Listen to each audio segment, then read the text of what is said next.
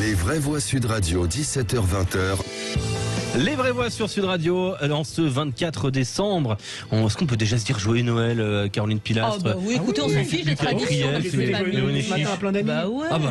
Joyeux Noël alors. Joyeux Noël. Philippe David, d'ailleurs, j'ai un petit message. Eh ben oui, joyeux Noël, Philippe David. Joyeux Noël, Philippe aussi. Joyeux Noël à vous qui vous nous suivez sur Sud Radio. Dans un instant, on évoque la théorie de la dinde. Est-ce que vous parlerez politique au réveillon? C'est la question qu'on vous pose sur la page Twitter de Sud Radio. Le sondage vient d'être lancé. Moi, j'ai voté oui.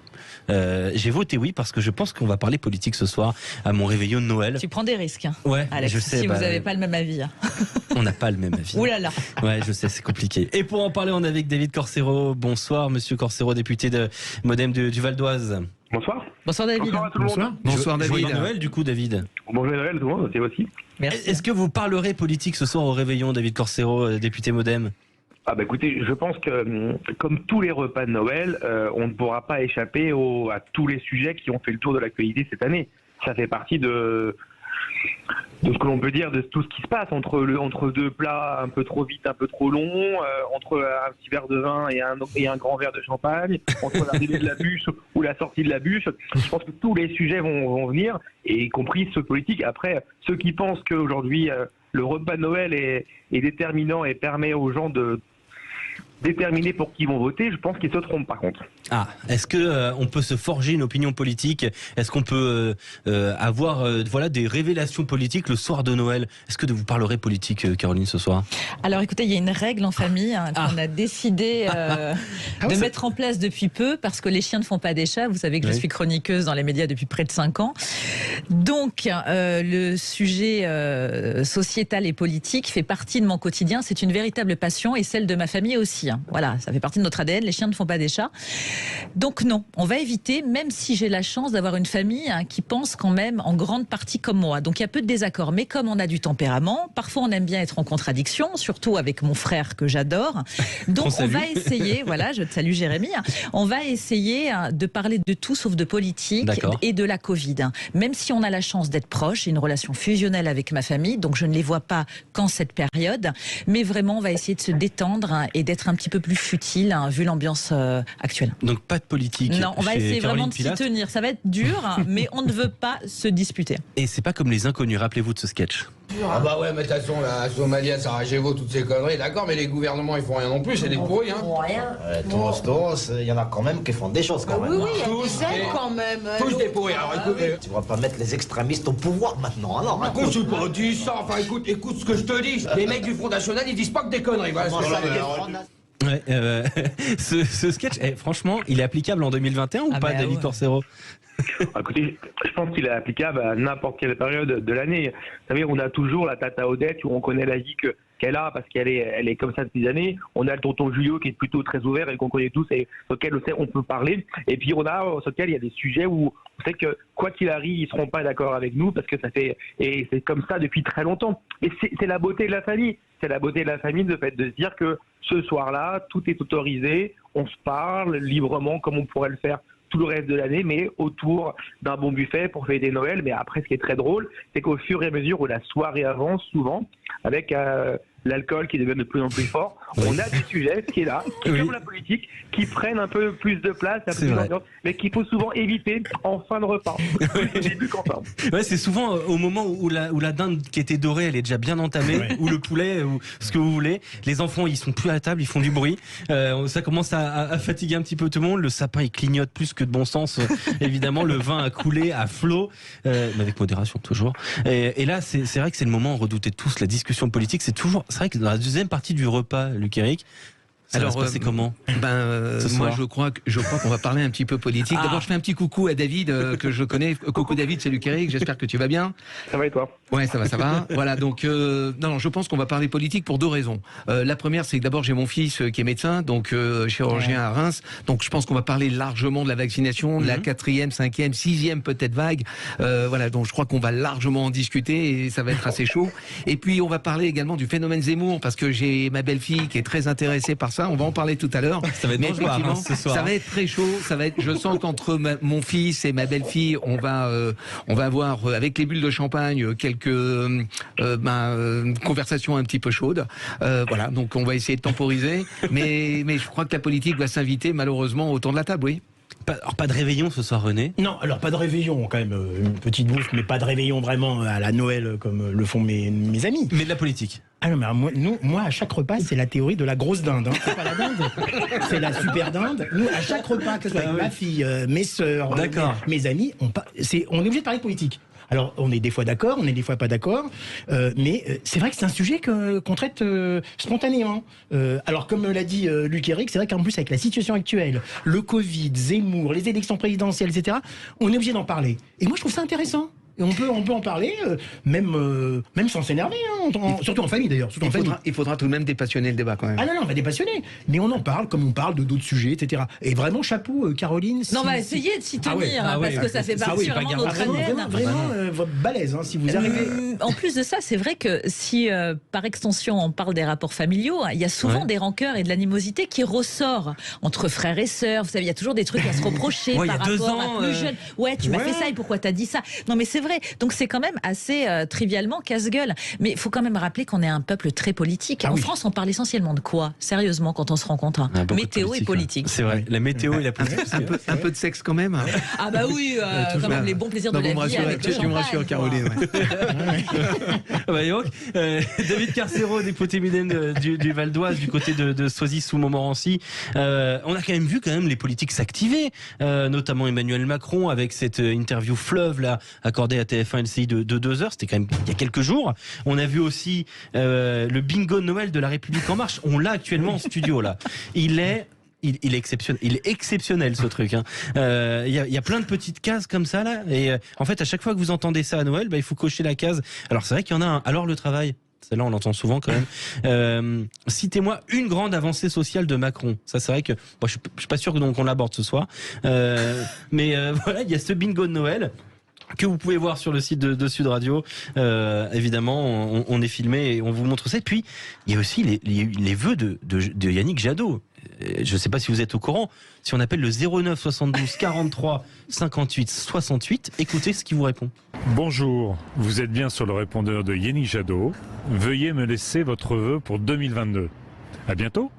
C'est le numéro du Père Noël vert, en fait. Ceci n'est pas un trucage. Mais c'est un numéro payant. C'est un truc de dingue. Non, c'est un numéro. C'est un numéro pas payant, effectivement, gratuit. Et vous appelez là et vous pouvez laisser un message à Yannick Jadot. Ils sont inspirés chez les Verts et chez les socialistes, entre Madame Hidalgo, Jadot, Montebourg qui était au téléphone pour essayer d'avoir ses copains. Waouh, ça va bien. Oui, mais personne ne lui répond.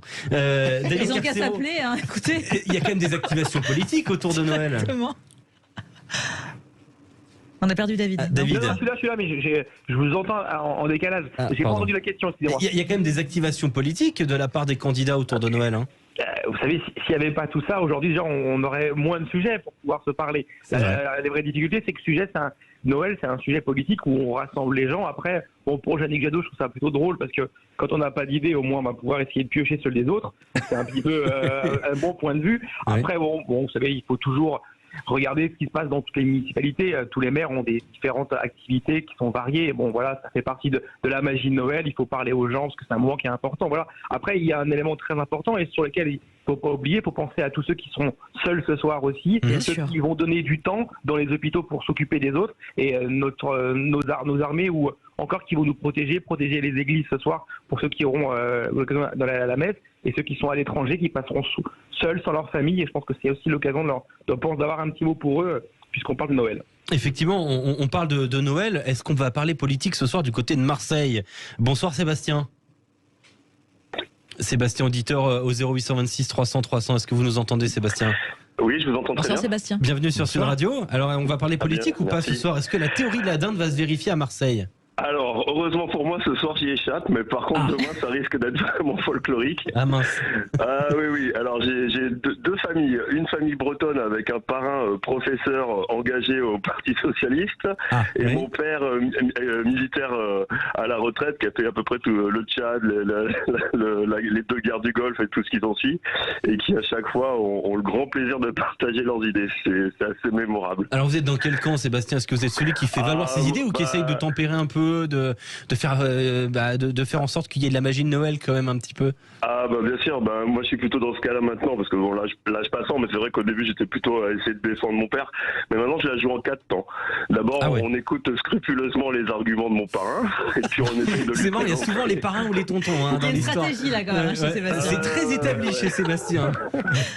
On passe par l'écoute, donc il nous explique à l'époque qu'il travaillait 35 heures et qu'il avait des cas très difficiles à l'école, et mon père lui raconte du coup après qu'il travaillait 80 heures enfermé dans le bateau avec la trouille au ventre quand il était à la guerre du Golfe. Donc là encore ça ne calme rien, donc on passe sur autre chose. Du coup on leur propose de venir passer des vacances aussi chez nous dans le sud de la France, comme il y a un parrain breton et un papa méridional. Il y a aussi les deux extrêmes qui s'opposent, donc ça c'est assez fabuleux. Et puis après souvent ce qui se passe c'est qu'il y a une séparation en fin de repas qui est pas forcément folklorique, et puis on attend des petits événements là qui nous ont récemment rassemblés, comme des naissances ou des choses comme ça, quoi. Donc de très belles choses. Oui. Et on essaye de se reconcentrer là-dessus. Là, les petits, il y a des petits enfants qui commencent à grandir, donc ils sont plus présents à table. Donc on essaie, c'est des bons arguments, c'est des bonnes solutions pour essayer de recentrer le débat sur Noël. Ça, c'est assez sympathique. Ouais, ça a l'air, c'est quand même une belle stratégie, ça, Luc Eric. Il a travaillé le sujet quand même, Sébastien. Oui, non, mais je pense, moi, je vais quand même lui faire une petite recommandation. Comme vous avez un parrain qui est socialiste, ils ont besoin d'avoir quand même le moral qui remonte, parce qu'actuellement, il est un peu dans les chaussettes. Ouais. Donc faites preuve d'empathie, de sympathie, voilà, soyez bon enfant avec lui, et puis pas d'ironie malséante, parce que Noël c'est quand même une fête du cœur, et je crois qu'il faut être assez ouvert pour que les gens puissent se comprendre et trouver peut-être un peu d'espoir, parce que actuellement le Parti Socialiste, à mon avis, c'est l'espoir qu'il cherche. Amen, Luc Eric. Complètement. Ouais, les vraies voix sont d'accord. On est aussi avec David Carcero, un député modem du Val d'Oise. Il y a quand même, on parlait justement de ces discussions politiques, mais est-ce qu'on peut changer d'idée? Est-ce qu'on peut se forger une idée sur justement ces périodes de fête? C'est une question qui a été posée par le journal La Croix, Frédéric Dabi d'ailleurs, qu'on connaît bien sur Sud Radio, le directeur général de l'IFOP, qui disait: pour moi c'est un mythe. Certes, à quelques mois du premier tour, la période des fêtes est un moment important. Il y aura des discussions, des débats. Ça, c'est ce qu'on vient de dire sur Sud Radio. Mais ce n'est pas là que les choses vont se jouer. Est-ce que vous êtes d'accord avec cette idée-là, David? Alors, je suis 100% d'accord avec ce qui vient d'être dit. La seule différence, c'est que on va dire que on attaque dans le dur après Noël, parce que la campagne va s'ouvrir, il va y avoir plus de politique et encore plus de politique. Donc Noël, c'est le seul moment où on discute encore, on échange en famille, où on cherche à convaincre, mais on s'écoute les uns les autres. Et après, la campagne va s'ouvrir, et là, les idées vont se durcir, et les positions en famille vont se durcir jusqu'au jour du vote, où on sait très bien que les électeurs se décident souvent dans les 48 heures. Voilà, c'est ce qui fait tout autour de cette date, en tout cas.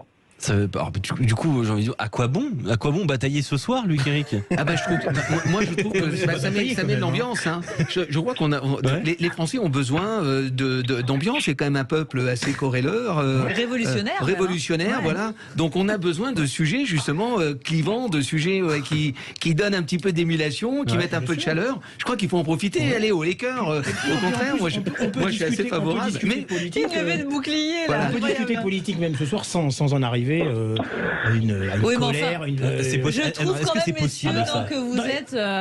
Écoutez, chez nous, c'est possible. Assez naïf. Non, mais ça, c'est bien. Parce que vous êtes tous d'accord. Mais ouais, c'est ça. Non, pas du tout. Bah, vous êtes des gens raisonnables. Parce que vous savez très bien que ça se passe pas comme ça. Oui, mais bien sûr. La confrontation d'idées n'oblige pas la colère. On est d'accord. Mais malheureusement, on sait aussi qu'on est dans une société avec des mentalités qui sont très clivées actuellement. Malheureusement. Donc, moi, ça m'inquiète assez. Il faut vraiment aimer les gens avec qui on va être entre mais ce là- soir hein, pour Ah bah être oui. en désaccord. Ah bah, hein, en honnêtement. général, si on passe une soirée de réveillon ou d'autres, c'est qu'on est avec des gens qu'on aime bien. Non, il y a la nourriture, il y a les cadeaux aussi. Il y a des gens qui sont.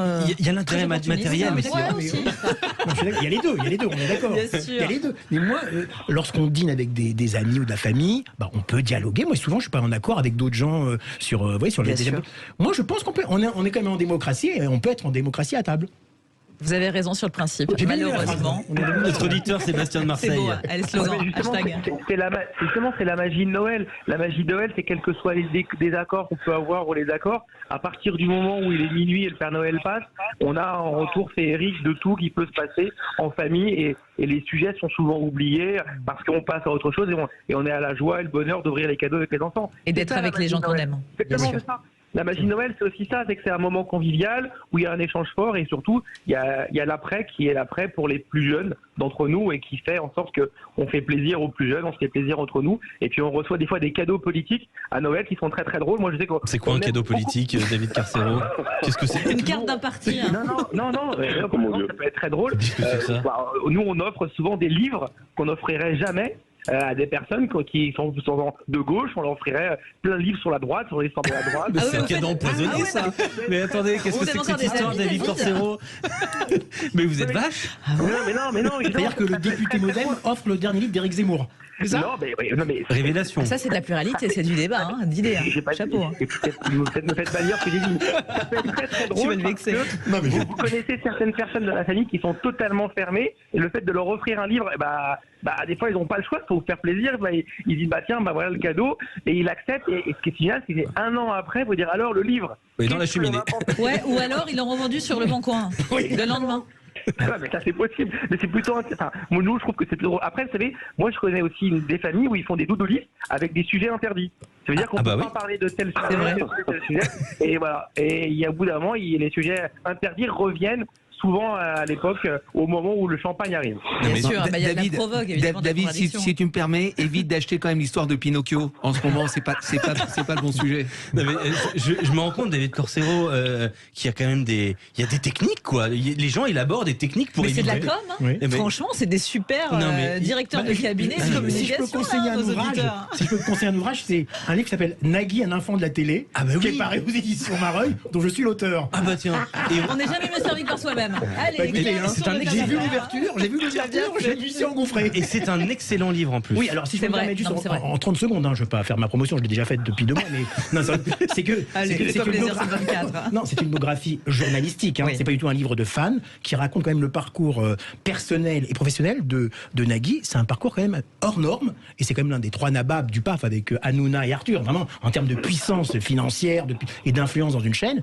Et voilà, je voulais donc conseiller à Monsieur le député. Voilà un excellent livre. Est-ce Nagui, qu'il enfant parle de la télé. politique, Nagui? Comment? Est-ce que Nagui parle politique? Non, très peu. Très peu. Par contre, c'est quelqu'un qui s'engage dans des actions caritatives et humanitaires énormément. Oui, le secours catholique. Il présente le Téléthon aussi qui Oui, tient bien à sûr, cœur.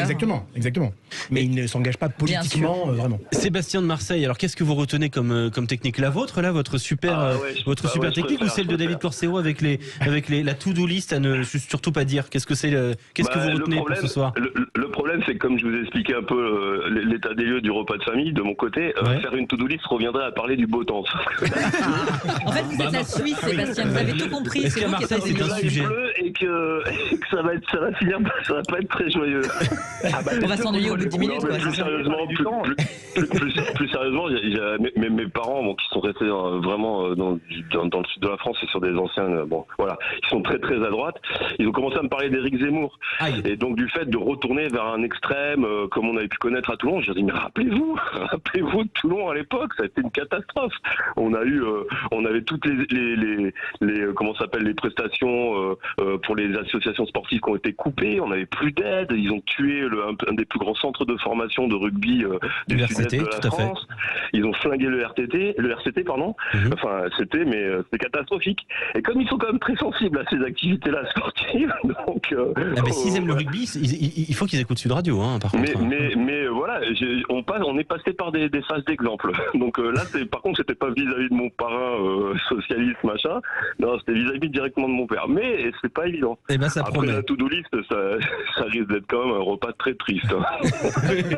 Merci beaucoup en tout cas Sébastien de Marseille. Merci David Corsero, député MoDem du Val d'Oise. Joyeux Noël à vous. Joyeux Noël à vous deux. Bonne fête à tous. Joyeux Noël, Merci. évidemment.